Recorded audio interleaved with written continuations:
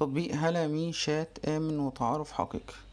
تخيل كده انت اختك بنت ناس محترمين او بنتك بنت ناس محترمين، وواحد تاني يبقى صايع او حشاش او يعني حرامي ومعاه موبايل فنزل التطبيق ده، فيخش فيضايقها ويتكلم معاها ويبعت لها وهي تعمله حظر وتبلغ عنه والتطبيق ما يعملوش حاجة. تخيل التطبيق ده يبقى عامل ازاي لما يبقى غرف وكلام قبيح ما يسمعش وما يصحش حد يسمعهم من ستات محترمات او بنات متربيين في عائلات كويسة. ليه تسمحوا لنفسكم ان انتوا تخشوا على تطبيق زي دوت يوصلكم بزبالة السوق وبزبالة الشارع؟ بتعملوا في نفسكم كده ليه؟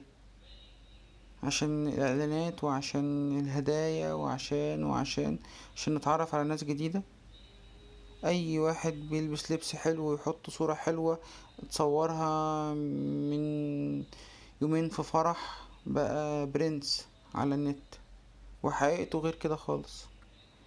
ليه بتفكروا بالطريقة دي؟ التطبيق دوت سيء جدا، وكل البنات اللي بتخش عليه بتتعرض لمضايقات كتيرة جدا، ويعني شتيمة بألفاظ صعبة جدا من شوية شباب صايع عايز يا اما ياخد كذا او تعملي معاه كذا او تكلميه في كذا، يا اما يقل ادبه عليكي ويتعرض ليكي.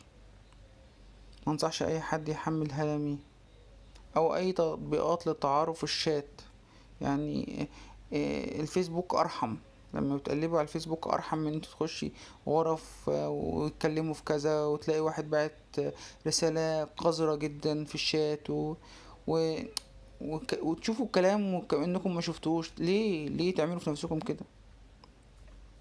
اي بنت محترمة مش هينفع تحمل تطبيق زي ده.